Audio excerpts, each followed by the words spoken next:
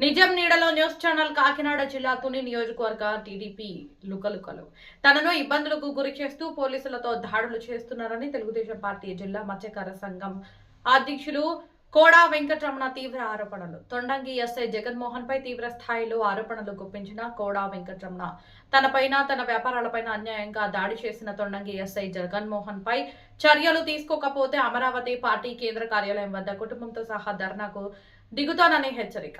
విద్యార్థి దశ నుండి తెలుగుదేశం పార్టీకి నిబద్ధత కలిగిన కార్యకర్తగా పనిచేస్తున్నానని నాపై ఇటువంటి దాడులు చేయడం అన్యాయం. నారా లోకేష్ జిల్లా అధ్యక్షుడు జ్యోతుల నవీన్ తో చర్చించిన అనంతరం భవిష్యత్తు కార్యాచరణ ప్రకటిస్తాను. మండలం తుని కాన్స్టిట్యున్సీ ఎల్లాయిపేట మా స్వగ్రామం.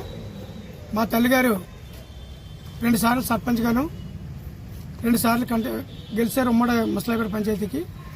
అలాగే నేను తొండంగి మండల పార్టీ అధ్యక్షుడిగాను మొన్న పోయిన 2019 ఎలక్షన్లో వైసీపీ వాళ్ళ దౌర్జన్యకాండలో సర్పంచ్ గాను పోటీ చేసి అలాగే జడ్పీ టీసీగాను తొండంగి మండలం నుంచి కంటెస్ట్ చేయడం జరిగింది. అలాగే మా పక్క సెగ్మెంట్ దానవాయిపేటలో కూడా తెలుగుదేశం పార్టీలో ఎవరు పోటీ చేయడానికి వైసీపీ వాళ్ళు దౌర్జన్యకాండకు భయపడితే నేను మా చెల్లి గారిని చొక్కా గీత గారిని అక్కడ కూడా పెట్టి పార్టీ కట్టుబడి ఉన్నాను. నేను నా మీద వైసీపీ వాళ్ళు చాలా కేసులు పెట్టారు. మా తండ్రి గారి మీద కూడా రేప్ కేసు పెట్టారు. ఇప్పుడు నా మీద ఎస్సీ ఎస్టీ కేసులు 5 పెట్టారు. నేను గణతంత్ర దినోత్సవ రోజుని తుని సబ్ జైల్లో ఉన్నాను. నేను ఈ యొక్క రాజకీయ వైసీపీ వాళ్ళు దమనకాండ వల్ల అలాగే వైసీపీ నాయకులు నా యొక్క వ్యాపార సంస్థని ఇల్లుని కూల్చేశారు. దాని మీద కూడా కూల్చేసి మళ్ళీ నా మీదే కేసు పెట్టారు. ఇన్ని బాధలు కూడా తట్టుకొని నేను పార్టీ కోసం పనిచేశాను. దానికి ధర్మిల లోకేష్ బాబు గారు, చంద్రబాబు నాయుడు గారు, మొత్తం రామకృష్ణ గారు వీళ్ళందరూ కూడా నన్ను మత్స్యకార విభాగం కాకినాడ జిల్లా అధ్యక్షుడిగా కూడా ప్రమోట్ చేయడం జరిగింది.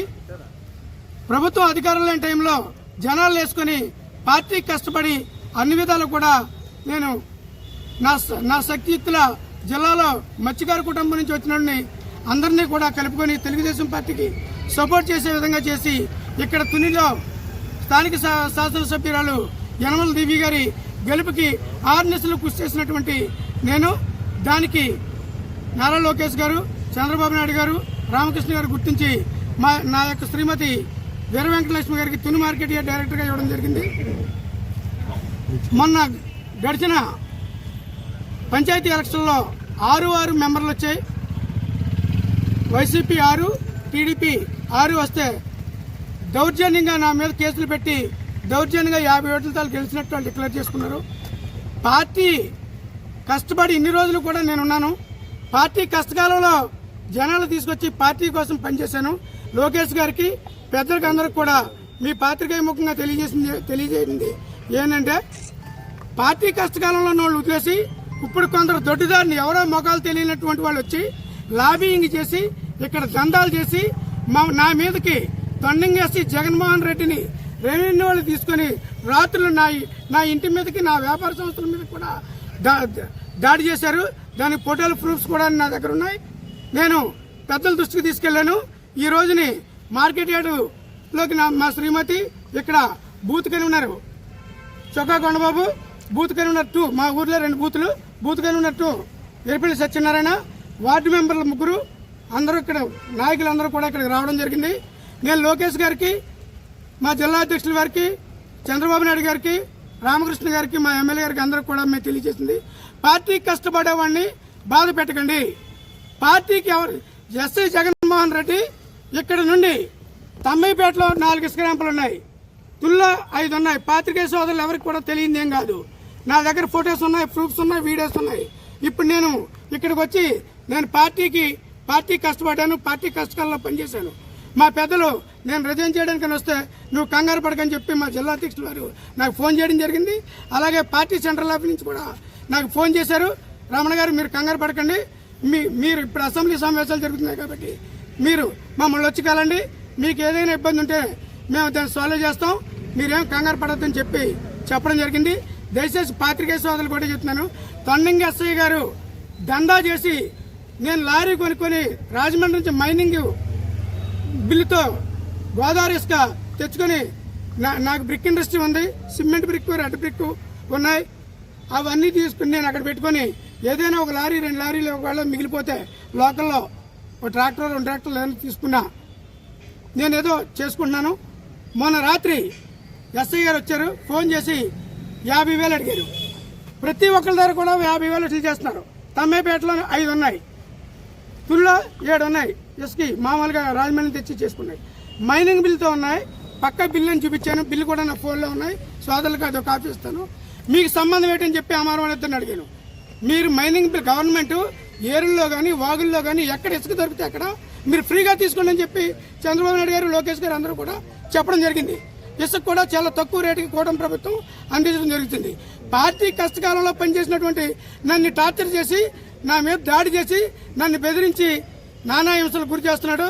తొండంగా జగన్మోహన్ రెడ్డి మీద యాక్షన్ తీసుకుని ఆయన సస్పెండ్ చేయకపోతే నేను మూకుమ్మడిగా నేను విజయవాడ సెంట్రల్ ఆఫీస్లో కూడా అక్కడ బాబు గారి సమక్షంలో, లోకేష్ గారి సమక్షంలో నేను ధర్నా చేయడం కూడా జరుగుతుంది. ఇప్పుడు ఈ రోజుని పార్టీ జిల్లా అధ్యక్షులు గారు నవీన్ గారు ఇప్పుడు ఇక్కడికి వచ్చిన నాకు ఫోన్లో మాట్లాడారు. రమణ గారు మీరు కంగారు పడకండి, మీరు కష్టపడ్డారు తెలుసు అని చెప్పన్నారు. ఎవరైతే తెర వెనకుండి నడిపిస్తున్నాడో ఇవన్నీ కూడా ఇంకా ఆడొక్కడే బతకాలి, ఇంకెవడో బ్రతకక్కర్లేదు. ఎస్ఐకి చెప్పి ఎస్ఐ గారిని మా మీద గుచ్చికెలిపి నేను పార్టీకి లక్షలాది రూపాయలు ఖర్చు పెట్టాను.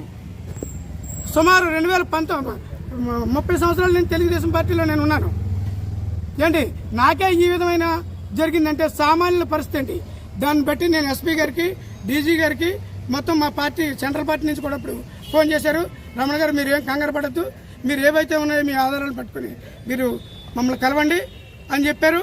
మేము పార్టీ అధిష్టానాన్ని కూడా కలుస్తాను, నా యొక్క ప్రూఫ్స్ అన్ని కూడా పట్టుకుని పార్టీ అధిష్టానాన్ని కలుస్తాను. ఎవరైతే తొండంగా వేస్తే జగన్మోహన్ రెడ్డి ఉన్నాడో అతని మీద యాక్షన్ తీసుకుని డిస్మిస్ చేయాలి. అతని మీద ఏసీబీకి అలాగే మొత్తం అందరికి కూడా కంప్లైంట్ చేస్తాను. అతని ఆస్తులు ఏంటి, అతను ఎక్కడెక్కడ దందాలు చేశాడు, డీజిల్, పెట్రోలు, తారు, ఐరన్ ఎక్కడెక్కడ దింపుతాను అన్నీ కూడా ఎవిడెన్స్ నా దగ్గర ఉంది. పాత్రికేయ సోదరులు మీకు అందరికీ తెలుసు. మీరు ఎవరికైనా ఆపద వస్తే దాన్ని వెలికి తీసే బాధ్యత పాత్రికేయ సోదరుల మీద ఉంది. నేను పార్టీని విమర్శించే ఉద్దేశంతో కానీ, పార్టీలో ఉండి పార్టీ మీద బురద జల్లే విషయంలో కానీ నేనేం కూడా ఎవరి మీద ఏం చేయట్లేదు.